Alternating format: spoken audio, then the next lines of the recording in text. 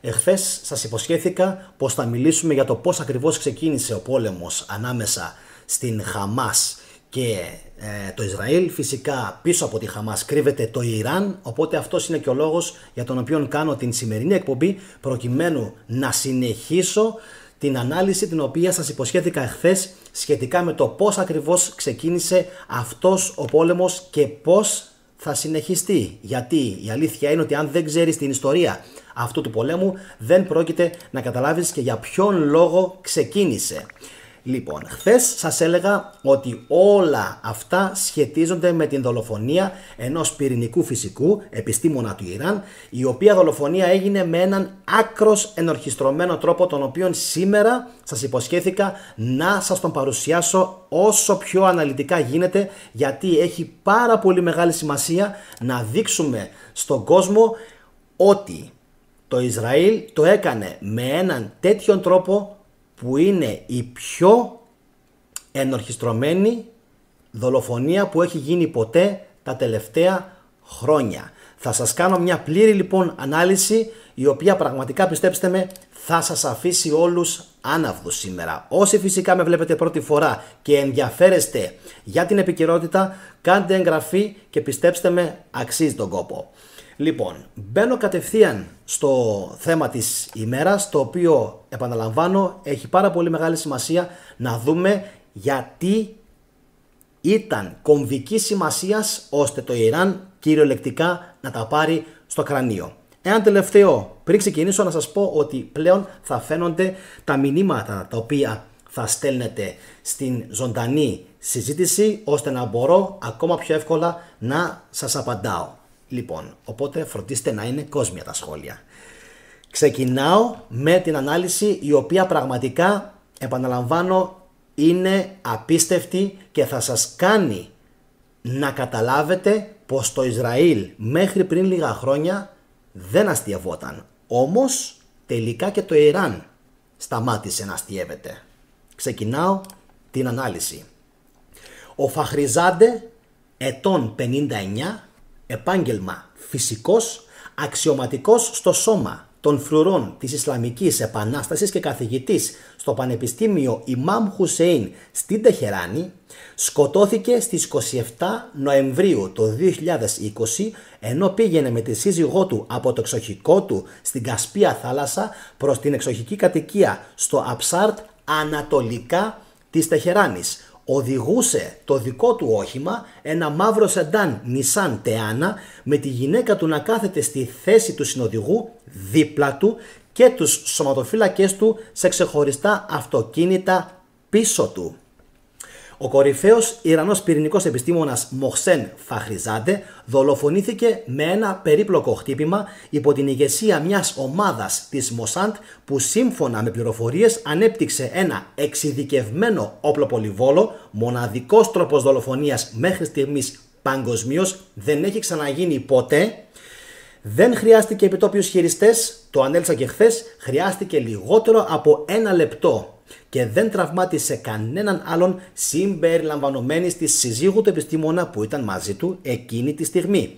Σύμφωνα με μια έκθεση το New York Times, το όπλο που χρησιμοποιήθηκε στη δολοφονία του υψηλού προφίλ και σημασίας Φαχριζάντε, που θεωρείται από το Ισραήλ αλλά και πολλούς δυτικούς αξιωματούχους ως ο πατέρας του προγράμματος πυρηνικών όπλων του Ιράν, ήταν ένα τροποποιημένο βέλγικο πολυβόλο FN MAG, προσαρτημένο σε προηγμένη ρομποτική συσκευή και τροφοδοτούμενο με τεχνολογία τεχνητής νοημοσύνης. Γι' αυτό σας λέω πως πρόκειται για μία μοναδική δολοφονία, όπως δεν έχει ξανακαταγραφεί ποτέ μέχρι στιγμής στην ιστορία της ανθρωπότητας. Ποτέ.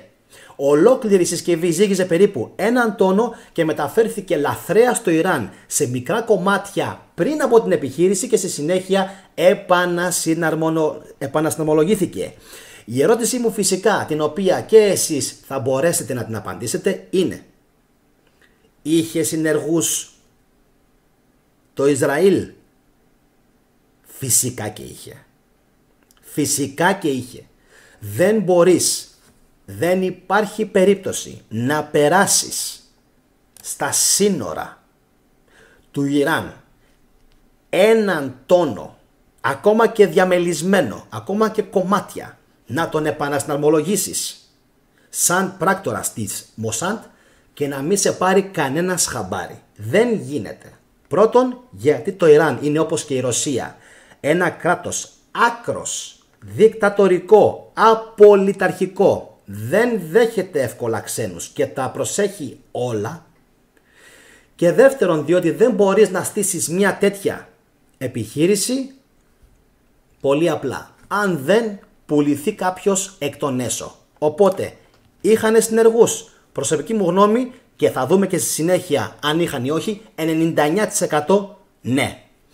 Η ομάδα λοιπόν αυτή της Μοσάντ χειρίστηκε την όλη επιχείρηση από κέντρο διοίκησης, το ανέφερα και χθες, εκτός της χώρας, σύμφωνα με την έκθεση που ανέφερε η δημοσίευση, η οποία βασίστηκε σε συνεντεύξεις με Αμερικανούς, Ισραηλινούς και Ιρανούς αξιωματούχους.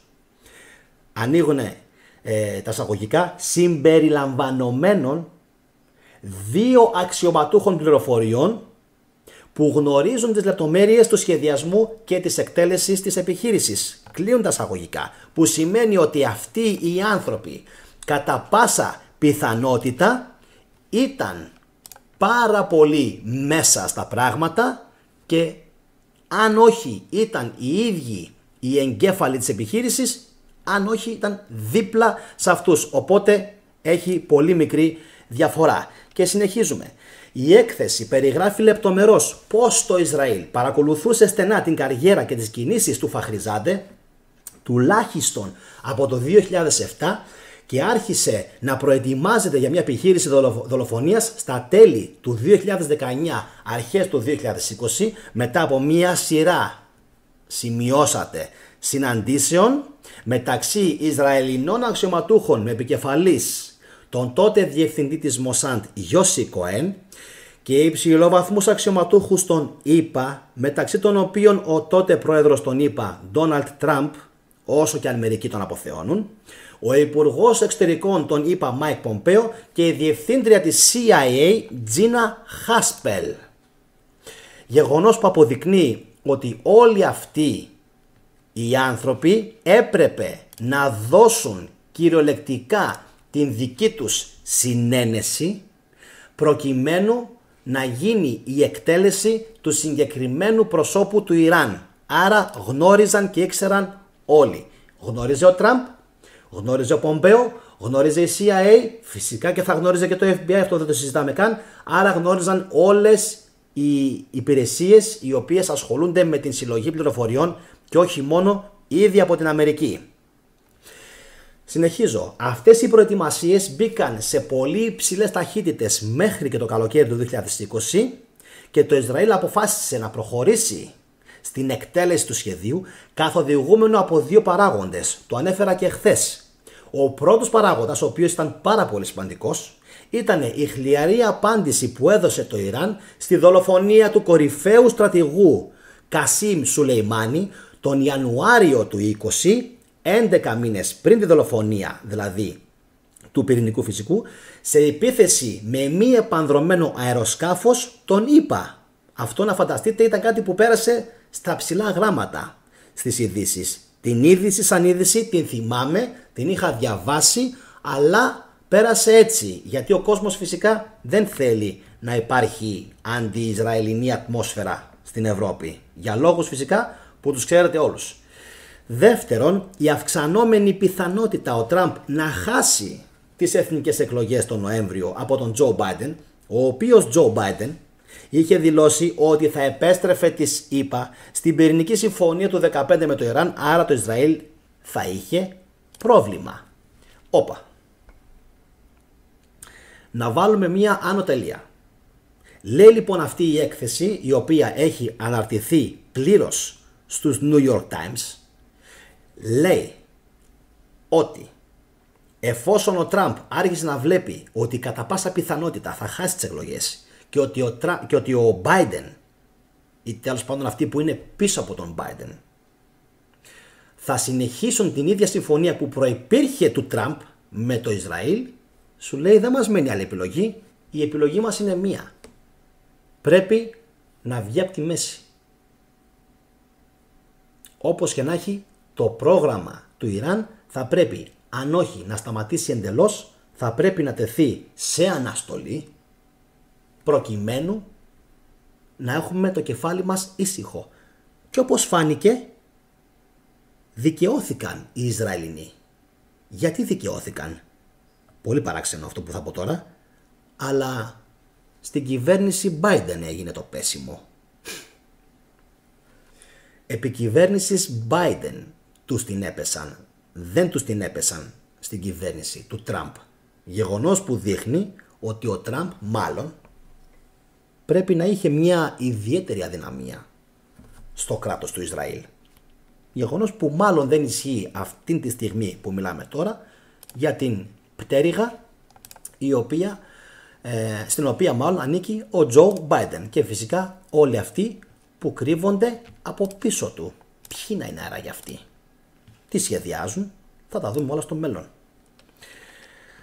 Δήλωση. Αν το Ισραήλ επρόκειτο να σκοτώσει έναν κορυφαίο Ιρανό αξιωματούχο, μια πράξη που είχε φυσικά τη δυνατότητα να ξεκινήσει έναν πόλεμο, χρειαζόταν τη σύμφωνη γνώμη και την προστασία των ΗΠΑ. Ανέφεραν οι New York Times, σημειώνοντας πόσο πολύ ο Τραμπ και ο τότε πρωθυπουργός Μπέντζαμιν Νετανιάχου κοίταξαν κατάματα ο ένας τον άλλον. Γεγονός φυσικά που αποδεικνύει ότι υπήρχε ένα είδος συμπάθειας της administration, έτσι, ας το πούμε έτσι, της κυβέρνησης Τραμπ, κάτι που τώρα φαίνεται να έχει υποχωρήσει ελαφρώς. Ίσως και επειδή υπάρχει ο πόλεμος στην Ουκρανία και οι Αμερικανοί αυτή τη στιγμή δεν ξέρουν πού να πρωτοτρέξουν. Βλέπετε, ο Πούτιν άνοιξε πολλές εστίες. Ήταν καιρός η πολική αρκούδα, έτσι, να αντιστρέψει το παιχνίδι, τους όρους του παιχνιδιού, γιατί βλέπουμε τόσα χρόνια να συμβαίνει αυτή η αδικία στον αραβικό κυρίως κόσμο από τους Αμερικανούς και ξαφνικά οι Ρώσοι έχουν αντιστρέψει τους όρους του παιχνιδιού και πάρα πολλοί κόσμος φυσικά έχει στεναχωρηθεί από αυτό. Εξού και το πέσιμο που κατάφερε να κάνει, εννοείται, η Χαμάς στο Ισραήλ. Δήλωση. Στο καλύτερο σενάριο του κυρίου Νετανιάχου, αυτό που λένε οι Αμερικανοί best case σενάριο, η δολοφονία, και αυτό έγινε, θα εκτροχίαζε κάθε πιθανότητα αναζωπήρωσης της πυρηνικής συμφωνίας, ακόμη και αν κέρδιζε ο Biden, διότι θα ήταν νεκρό το πυρηνικό πρόγραμμα του Ιράν. Οπότε σου λέει, είτε γίνει έτσι, είτε γίνει αλλιώς, εμείς θα έχουμε καταφέρει τον στόχο μας, αυτό που θέλαμε να κάνουμε. Και συνεχίζω. Η έκθεση περιγράφει λεπτομερώς πως ο Φαχριζάντε, ο επιστήμονας, είχε αγνοήσει τις προειδοποιήσεις για μια πιθανή απόπειρα δολοφονίας του, καθώς και τις συμβουλές της ομάδας ασφαλείας του, επιμένοντας να οδηγεί ο ίδιος το αθωράκιστο αυτοκίνητό του. Δεν πήρε λοιπόν στα σοβαρά τις απειλές και δεν έπαιρνε πλέον στα σοβαρά τις απειλές για τη ζωή του, οι οποίες είχαν κρατήσει για πάρα πολλά χρόνια. Στο παρελθόν είχε γίνει ξανά στόχος δολοφονίας. Το 2009 μια ομάδα πρακτόρων ήταν έτοιμη να πραγματοποιήσει το σχέδιό της, αλλά η επιχείρηση ακυρώθηκε καθώς η Μοσάντ φοβόταν ενέδρα από το 2009. Θα τον είχαν βγάλει λοιπόν από τη μέση πολύ νωρίτερα, αλλά φοβούμενοι πως μάλλον κάποιος είχε κάνει leak, αυτό που λένε οι Αμερικανοί, κάποιος είχε αφήσει να διαρρεύσει η πληροφορία, φοβήθηκε η Μοσάντ και στη συνέχεια μαζεύτηκε. Εν τω μεταξύ, εκείνον τον Νοέμβριο, το ηλεκτρονικό όπλο της Μοσάντ τοποθετήθηκε σε ένα εγκαταλειμμένο αυτοκίνητο με ένα μπλε φορτηγό Nissan Zamiat που στάθμευσαν Ιρανοί πράκτορες. Ο εχθρός πάντα είναι εκ των έσω, να το ξέρετε αυτό. Και είμαι σίγουρος πως πάρα πολλοί κόσμος δεν το ξέρει αυτό. Γι' αυτό σας έλεγα πιο πριν. Είχε ή δεν είχε συνεργούς? Φυσικά και είχε συνεργούς στο Ισραήλ, στο Ιράν. Επαναλαμβάνω λοιπόν ότι αυτό το όχημα το είχαν σταθμεύσει οι Ιρανοί πράκτορες, οι οποίοι συνεργάζονταν με την Ισραηλινή υπηρεσία, τη Μοσάντ. Σε μια διασταύρωση λοιπόν άφησαν αυτό το όχημα στον κεντρικό το δρόμο, όπου οι οδηγοί που κατευθύνονταν προς το Αψάρτ έπρεπε αναγκαστικά να κάνουν αναστροφή. Το φορτηγό ήταν φορτωμένο με κάμερα και εκρηκτικά ώστε να καταστραφεί αυτόματα μετά από το χτύπημα. Δηλαδή αυτά ακριβώς που βλέπαμε σε ταινίες, νομίζω της δεκαετίας του 90 και στο MacGyver, νομίζω πως και στο Alpha Team, που όταν οι τυπάδες αυτοί έπαιρναν μια πληροφορία, ειδικά της Alpha Team, αν θυμόσαστε οι παλαιότεροι, η συσκευούλα που τους το μετέφερε στη συνέχεια είχε μηχανισμό αυτοκαταστροφής. Τρομερό. Ακριβώς αυτό το πράγμα σχεδίασαν οι άνθρωποι της Mossad να συμβεί με το εν λόγω όχημα. Όταν η ομάδα πληροφορήθηκε ότι ο Φαχριζάντε ξεκίνησε, ο δολοφόνος, προσέξτε, ένας επιδέξιος ελεύθερος σκοπευτής, πήρε τη θέση του, προσάρμοσε τα σκοπευτικά του όπλου, έσκυψε προς το όπλο και άγγιξε ελαφριά τη σκανδάλη. Από πού όμως? Όχι εκεί κοντά, όλα από μια άγνωστη τοποθεσία χιλιάδες χιλιόμετρα μακριά και φυσικά όχι στο Ιράν. Απίστευτο. Γι' αυτό σας είπα πως πρόκειται για μια δολοφονία η οποία είναι μοναδική στα χρονικά της ιστορίας. Η ομάδα χτυπήματος έπρεπε να ξεπεράσει πολλά εμπόδια, συμπεριλαμβανομένης μιας μικρής χρονικής καθυστέρησης καθώς και της ανάκρουσης του όπλου μετά από μια βολή που θα μπορούσε να αλλάξει την τροχιά της σφαίρας. Η έκθεση ανέφερε ότι η τεχνητή νοημοσύνη προγραμματίστηκε για να αντισταθμίζει την καθυστέρηση, το κούνημα και την ταχύτητα του αυτοκινήτου χωρίς να επισέλθει σε περισσότερες λεπτομέρειες. Οι Ισραηλινοί φυσικά όπως πάντα άκρος φιδωλοί, διότι δεν θέλουν πολλά πράγματα να τα λένε και να τα φανερώνουν στον κόσμο.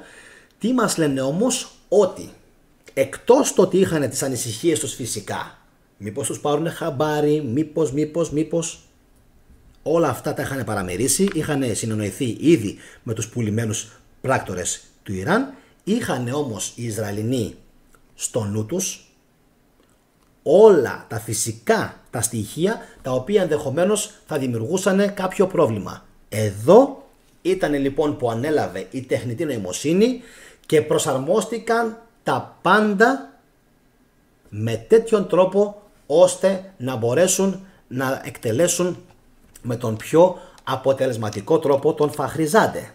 Μόλις το όχημα του Φαχριζάντε έφτασε στη διασταύρωση, ένα άλλο όχημα με τους σωματοφύλακες του κατευθύνθηκε προς το εξοχικό για να το επιθεωρήσουν πριν την άφηξή του, αφήνοντάς τον στην ουσία εκτεθειμένο. Τα εναπομείναντα οχήματα της συνοδείας επιβράδυναν λίγο πριν από το σταθμευμένο φορτηγό, οπότε οι υπεύθυνοι κατάφεραν να αναγνωρίσουν θετικά τον Φαχριζάντε ως οδηγό του εν λόγω Νισάν. Φαντάζομαι τη συνέχεια την ξέρετε όλοι. Εξαπέλυσαν μία κόλαση από σφαίρες χτυπώντας το αυτοκίνητο μαζικά μέσα από τον παρμπρίζ και είναι άξιο απορίας πως σώθηκε η γυναίκα του. Η γυναίκα του σώθηκε ακριβώς επειδή την εκτέλεση την επόπτευε τεχνητή νοημοσύνη. Τρομερό. Το ρεπορτάζ επίσης ανέφερε ότι ήταν άγνωστο εάν ο Φαχριζάντε τραυματίστηκε, αλλά το αυτοκίνητο εξετράπη της πορείας του και σταμάτησε και ο επιστήμονας βγήκε και έσκυψε μπροστά στην ανοιχτή την πόρτα. Στη συνέχεια χτυπήθηκε με άλλες 3 σφαίρες που έσκησαν την σπονδυλική του στήλη και ο Φαχριζάντε κατέρευσε στον δρόμο. Ο πρώτος σωματοφύλακας, ο οποίος έφτασε στο σημείο με ένα όπλο, κοίταξε τριγύρου του για κάποιον δράστη, φαινομενικά μπερδεμένος και φυσικά δεν μπόρεσε να διακρίνει τίποτα απολύτως και έπαθε κυριολεκτικά σοκ όταν κατάλαβε ότι δεν μπορούσε να διακρίνει από πού είχε προέλθει αυτός ο ρημαγδός από σφαίρες που είχε αποτελειώσει τον Φαχριζάντε. Η γυναίκα τότε του Φαχριζάντε έτρεξε κοντά του, κάθισε δίπλα του στο δρόμο και στη συνέχεια τον μπλε φορτηγό που σας έλεγα πριν εξεράγει, αλλά το μεγαλύτερο μέρος του εξοπλισμού παρέμεινε σε μεγάλο βαθμό άθικτο και υπέστη κάποιες ζημιές. Στο σύνολο εκτοξεύτηκαν 15 σφαίρες και η όλη δολοφονία ολοκληρώθηκε σε λιγότερο από 60 δευτερόλεπτα, ανέφεραν οι New York Times. Κανένας άλλος δεν χτυπήθηκε, κανένας άλλος δεν τραυματίστηκε. Η επιχείρηση κρίθηκε επιτυχής σύμφωνα με την έκθεση λόγω, προσέξτε, σοβαρών αποτυχιών ασφαλείας από τους φρουρούς της Επανάστασης του Ιράν, εκτεταμένου σχεδιασμού και επιτήρησης από τη Μοσάντ αφετέρου και μιας απελπισίας που συνορεύει με την μυρολατρεία εκ μέρους του Φαχρίζαντε, δηλαδή ο Φαχρίζαντε δεν είχε πάρει καθόλου μα καθόλου στα σοβαρά τις απειλές τις οποίες είχε λάβει τα προηγούμενα χρόνια και φυσικά προφανώς του λέγανε οι Ισραηλινοί να σταματήσει να συνεργάζεται με την κυβέρνηση του Ιράν, αλλά κάτι τέτοιο όπως ξέρετε όλοι είναι κυριολεκτικά αδύνατον. Το άρτια εξοπλισμένο, τηλεκατευθυνόμενο και τελειώνω πολυβόλο εντάσσεται τώρα στα μαχητικά ντρόουν στο οπλοστάσιο όπλων υψηλής τεχνολογίας για εξαποστάσεως στοχευμένες δολοφονίες και επόμενη δήλωση είναι πιθανόν να αναδιαμορφώσει τον κόσμο της ασφάλειας και της κατασκοπίας, ανέφεραν οι New York Times.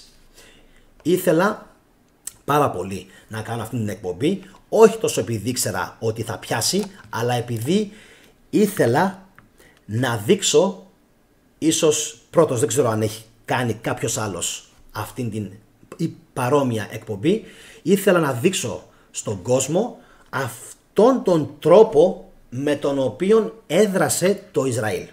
Διότι θυμόσαστε τον Γενάρη του 20 είχαν βγάλει από την μέση τον στρατηγό, τον Σουλεϊμάνι. Όπως βλέπετε λοιπόν υπάρχει ένα συνεχές πικάρισμα. Δεν σταματάει αυτό το πράγμα. Θα μου πεις, τους αγαπάνε οι Ιρανοί? Όχι, αυτό εννοείται πως όχι. Από την άλλη όμως δεν μπορείς και εσύ συνεχώς να προκαλείς τον κόσμο. Τον Γενάρη έφαγες τον Σουλεϊμάνι, τον στρατηγό. Να μην πάμε πιο πριν. Θα βρούμε κι άλλα. Άμα σκάψουμε θα βρούμε κι άλλα. Τον Νοέμβριο τρως ποιον? Τρως τον επικεφαλή του πυρηνικού προγράμματος του Ιράν. Και τώρα, 2023, φτάσαμε εκεί που φτάσαμε, με τη Χαμάς να έχει πάρα πολύ βοήθεια. Τα ανέφερα σήμερα το μεσημέρι στην εκπομπή μου.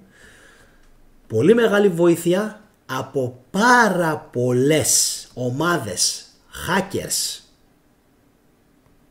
Ισλαμιστών. Μιλήσαμε σήμερα το μεσημέρι την εκπομπή, παιδιά, δείτε την. Πραγματικά αξίζει. Είναι μικρή σε διάρκεια, θα σας ανταμείψει. Είχαν βοήθεια από ομάδες από το Μπαγκλαντές, όλοι Ισλαμιστές, από το Πακιστάν, από το Anonymous Σουδάν, από ομάδες στο Μαρόκο και κατά πάσα πιθανότητα και από άλλες χώρες οι οποίες είναι εχθροί, ορκισμένοι εχθροί του Ισραήλ. Όλα αυτά, αν έχουν σημασία για εμάς τους Έλληνες, φυσικά και έχουν. Γιατί το λέγαμε και το μεσημέρι, να σε καλά Μαρία, έγραψε η Μαρία ότι είναι ενδιαφέρον το βίντεο, να σε καλά.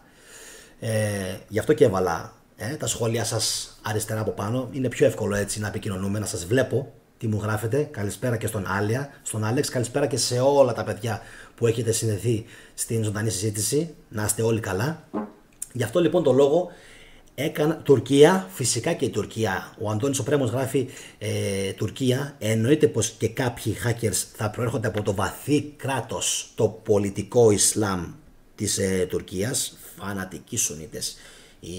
Μια μερίδα φυσικά έτσι της Άγκυρας, και λέω της Άγκυρας γιατί στην Κωνσταντινούπολη, άσχετα το τι show κάνει ο κύριος Έρντο, εκεί οι άνθρωποι ζουν σε έναν άλλο κόσμο, σε άλλους ρυθμούς και πραγματικά έχουν χεσμένη την Άγκυρα και τις συμβουλές της και το πολιτικό Ισλάμ τους και όλα αυτά. Φυσικά υπάρχουν και εκεί εστίες, εννοείται, αλλά ο κόσμος εκεί τον είδα, τον έζησα, είναι πολύ διαφορετικός από αυτό που μας προβάλλουν τα κανάλια. Μπορώ να μιλήσω ανοιχτά για την πόλη, την Κωνσταντινούπολη και για τα παράλια, μέρα με τη νύχτα. Λοιπόν, αυτές λοιπόν οι χώρες στηρίζουν πάρα πολύ ένθερμα τη Χαμάς και δεν είναι μόνη της. Και αυτό ακριβώς διάβαζα και σήμερα το μεσημέρι, ότι πάρα πολλές χώρες θα είναι πλέον στο πλευρό των Παλαιστίνιων. Γιατί η αδικία έχει φτάσει στο προχώρητο, δεν πήγαινε άλλο Οι Αμερικανοί, προσέξτε το αυτό, οι Αμερικανοί τους λέγανε συνεχώς σταματήστε να επεκτείνεστε. Παιδιά, δεν υπάρχει αυτό. Το διάβαζα. Είναι απίστευτο. Τους το λέγανε.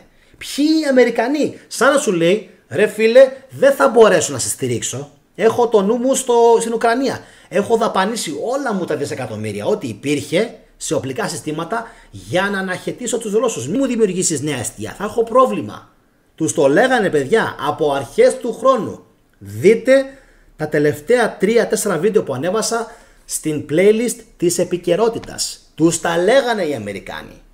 Τους τα λέγανε. Μην φτιάχνετε νέους οικισμούς. Μην προχωρήσετε σε περαιτέρω επίκηση περιοχών που ανήκουν στους Παλαιστίνιους. Κάποια στιγμή το ποτήρι θα ξεχυλήσει. Δεν υπάρχει περίπτωση. Και επειδή πάρα πολλοί κόσμος αναρωτήθηκε πώς μπορεί η Χαμάς, μια ομάδα υποτίθεται που έδρασε με λίθινα εργαλεία, υποτίθεται. Γιατί η τεχνητή νοημοσύνη τα πιάνει όλα. Κάντε εγγραφή, θα μιλήσουμε σε λίγες ημέρες για την τεχνητή νοημοσύνη και θα πάθετε σοκ το τι ετοιμάζουν οι Ισραηλινοί. Κάντε εγγραφή, θα τα αποκαλύψουμε όλα από εβδομάδα. Θα πάθετε σοκ και φυσικά θυμηθείτε να έχετε χτυπήσει το καμπανάκι για να σας έρθει ειδοποίηση. Θα κάνω ένα βίντεο για την τεχνητή νοημοσύνη και κυριολεκτικά θα σοκαριστείτε το τι κάνουν αυτή τη στιγμή, τώρα που μιλάμε, οι Ισραηλινοί στην Παλαιστίνη. Τώρα που μιλάμε. Και αυτός είναι ένας από τους λόγους για τον οποίο η Χαμάς και οι υπόλοιποι αντάρτες έκαναν κυβερνοεπίθεση. Γιατί είμαι σίγουρος ότι έγινε κυβερνοεπίθεση. Είμαι σίγουρος 100%. Η Χαμάς βγήκε ανοιχτά και παραδέχτηκε ότι εμείς αυτήν την επίθεση την ετοιμάζαμε από τις αρχές του 2022 και την σχεδιάσανε πάρα πολύ καλά και μάλιστα παραδέχτηκαν αυτό που σας πρόλαβα και σας είπα το μεσημέρι, ότι ένας από τους τρόπους που χρησιμοποίησαν ήταν κυβερνοεπίθεση. Εννοείται, που σημαίνει τι? Ότι χάκαραν το ηλεκτρικό και ηλεκτρονικό δίκτυο του Ισραήλ προκειμένου να προκαλέσουν εκτεταμένες ζημιές και συσκότηση στη χώρα και στη συνέχεια να μπορέσουν να μπουκάρουν. Γι' αυτό τους λέγανε οι Αμερικανοί, πρέπει να σταματήσετε την επίκηση της Παλαιστίνης. Φτάνει. Μην προχωρήσετε περαιτέρω και παραπέρα. Θα έχουμε πρόβλημα. Όμως, τι σας έλεγα εγώ? Ότι οι Εβραίοι, οι Ούλτρας, οι Ορθόδοξοι Εβραίοι πλέον έχουν κάνει κατάληψη της κυβέρνησης του Νετανιάχου και τηρούν, προσέξτε, δεν το πιστεύω, κατά γράμμα τηρούν τον νόμο του Γιαχβέ και του Μωυσή, κατά γράμμα. Αυξάνεστε και πληθύνεστε και όχι μόνο, πλέον είναι φανατικότατοι στην εφαρμογή του Μωσαϊκού νόμου μέχρι το κόκαλο, και εκεί που το Ισραήλ πήγαινε ανωδικά, ξαφνικά κάνει επανεμφάνιση τα τελευταία 3-4 χρόνια ο εκρηκτικός γιαχβισμός τους μέχρι το κόκαλο και αρχίζουν και γενοβολάνε αβέρτα οι Ισραηλινοί, επενδύουν δισεκατομμύρια στους φράχτες, σε τεχνητή νοημοσύνη, σε ρομπότ, σε UAV και σε οχήματα ρομποτικά εδάφους προκειμένου να εφαρμόσουν κατά γράμμα το νόμο του Ιεχωβά τους. Αυξάνεστε και πληθύνεστε και φυσικά εξαφανίστε τους εχθρούς σας. Το καταλαβαίνετε αυτό? Είναι τρομερό αυτό. Είναι τρομερό. Πιστεύανε δηλαδή ότι οι Αμερικανοί, αν θα ξεκινήσει ένα νταλαβέρι, αν το θέλετε έτσι, με τη Χαμάς ή με την Παλαιστίνη ή με το Λίβανο ή με την Αίγυπτο, ότι οι Αμερικανοί θα είναι εκεί. Όχι φίλε μου, δεν μπορεί να γίνει αυτό. Μόλις τώρα οι Άγγλοι απελευθέρωσαν 2 πλοία και τα στέλνουν κάτω. Αυτό έγινε. Και έστειλαν οι Άγγλοι 3 εστίες έχουμε τώρα. 3. Δεν ξέρω αν τις έχετε καταλάβει. 3 εστίες έχουμε τώρα.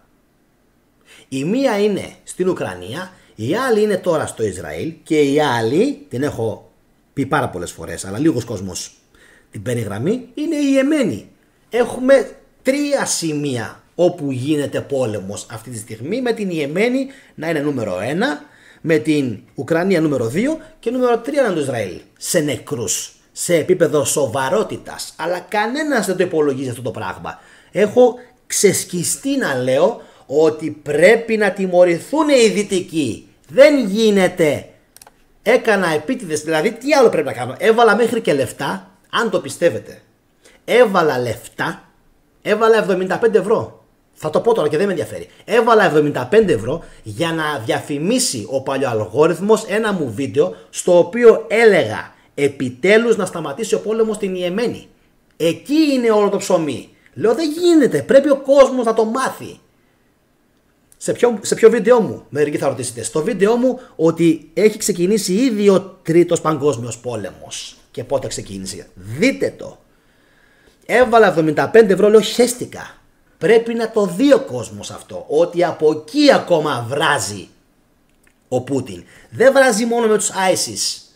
Δεν βράζει μόνο με τους ISIS και με αυτά που γίνανε στη Συρία και στη Λιβύη. Κάναν πολλά. Κάναν πάρα πολλά. Και κάποια στιγμή, σας το είχα πει, η Ασία θα έκανε επέλαση. Και τι έχω πει. Ρε κρατηθείτε ρε Ευρωπαίοι και Δυτικοί και Σιωνιστές. Κρατηθείτε, ηρεμήστε, γιατί αυτοί αν τρελαθούνε δεν θα σταματήσουνε. Δεν θα σταματήσουνε. Είναι οι Ρώσοι, είναι το Βιετνάμ, είναι η Βόρεια Κορέα, είναι η Κίνα, είναι η Ινδία, είναι οι Φιλιππίνες, είναι η Μαλαισία, είναι η Ταϊλάνδη, είναι οι Αφγανοί, είναι οι Ιρανοί, είναι οι Ουσμπέκοι, είναι οι Τούρκοι, είναι οι Καζάκοι. Είναι πάνω από 15 λαοί οι οποίοι είναι πανίσχυροι. Αν αυτοί μία φορά, όπως γίνεται τώρα, μία φορά, αν ενωθούνε, γιατί μέχρι στιγμής έχουν διαίρεση λόγω της Σαουδικής Αραβίας και τα Εμιράτα που κάνουν τον πόλεμο στην Ιεμένη κόντρα στο Ιράν. Αν ενωθούνε όλοι αυτοί, το έχω πει άπειρες φορές, θα το ξαναπώ άλλη μια φορά στην νοηματική, όλους δεν θα αφήσουν όρθιο κολυμβηθόξυλο. Δεν θα μείνει όρθιο τίποτα στην Ευρώπη. Γι' αυτό, καλοί μου Αμερικανοί και Άγγλοι και Γάλλοι, μαζέψτε λίγο τα κολαράκια σας, χαλαρώστε, γιατί θα έχουμε πρόβλημα. Πριν λίγο καιρό είχε και μία τρομοκρατική επίθεση στην Τουρκία. Την πήρατε γραμμή? Σας την είπε κανένας? Έπαιξε καθόλου στα κανάλια? Είπανε ποιος μπορεί να κρύβεται από πίσω? Και είναι φυσικό. Όταν από την δεκαετία του 50-60 έχεις κάνει γλέντια Δύση σε ολόκληρη την Ασία και τον αραβικό κόσμο, αυτό που γράφει η Ιλιάνα, η ιστορία επαναλαμβάνεται αντιστρόφως. Κάποια στιγμή δεν γίνεται, κάποια στιγμή και οι άλλοι θα κάνουν μπαμ. Τι λέτε, συμφωνείτε? Έχω άδικο? Όταν 60 χρόνια τον καταπιέζεις τον άλλον, όταν έχεις πάρει όλη του την έκταση, σκεφτείτε μόνο, το λέω και μου έρχεται να χτυπηθώ, γιατί με τρώει το δίκαιο, δεν μπορώ. Σκεφτείτε μόνο, δεν υπήρχε κράτος του Ισραήλ και σήμερα το μεσημέρι, ξέρω τι έγινε, κοιτάξτε λίγο εδώ, γιατί θέλω να τα λέω όλα. Δεν μ' αρέσει να κρύβω λόγια από κανέναν. Θα το δείξω τώρα, άμα μπορέσω και το δείξω στην κάμερα. Σήμερα το μεσημέρι ο αλγόριθμος μέχρι αυτήν την ώρα που σας μιλάω τώρα δεν έχει πρασινίσει, ακόμα κίτρινο έχει, το βίντεο μου για το μισό, εδώ πώς έσπασε, εδώ κοιτάξτε πώς έσπασε, είναι κίτρινο, πώς έσπασε η Χαμάς την ψηφιακή άμυνα του Ισραήλ. Ακόμα μου το έχει κυτρινισμένο. Από το μεσημέρι έχουν περάσει 10 ώρες περίπου. 10 ώρες. Γιατί? Μόνο που χρησιμοποίησα την λέξη πώς, Χαμάς, ψηφιακή άμυνα, Ισραήλ, δεν ξέρω. Κάποια λέξη δεν του άρεσε του αλγόριθμου. Λοιπόν, δεν πειράζει. Ήταν λοιπόν ευκαιρία να καταλάβουν όλοι αυτοί ότι δεν γίνεται ένα κράτος το οποίο ήταν ανύπαρκτο, χωρίς εδαφική υπόσταση μέχρι το 1945-46, και αν το λέω λάθος διορθώστε με, αλλά έτσι είναι, ξαφνικά να αποκτήσει υπόσταση. Δεν λέμε πάρτε κι εσείς κάπου ένα μέρος για να ζήσετε. Στη Ρωσία από που τους φέρανε δεν περνούσανε καλά. Εκεί δεν ήταν καλά. Εκεί δεν περνούσαν καλά με τους Ρώσους. Γιατί έπρεπε να τους κατεβάσουν κάτω στο Ισραήλ, αν τους έφεραν από εκεί μόνο και δεν τους έφεραν και από αλλού, από άλλα μέρη, τους επίκους, και τα δύο είναι. Λοιπόν, εντυπωσιακό. Και το αυξάνεστε και πληθύνεστε δεν έχει σταματήσει. Όχι δημογραφικά. Σε έκταση δεν έχει σταματήσει. Πήραν το 67 κι άλλο χώρο, παίρνουν συνεχώς, παίρνουν κι άλλο, παίρνουν, σμπρώχνουν τους Παλαιστίνιους, και κάποια στιγμή οι Παλαιστίνοι θα πέσουν όπως οι Σμυρναίοι μες στη θάλασσα. Κάποια στιγμή θα πέσουν, τους έχουν εσδριμώξει τόσο πολύ, ζούνε, το διάβαζα σήμερα, θα πάθετε σοκ. Ζούνε 6.000 τετραγωνικά. Προσέξτε.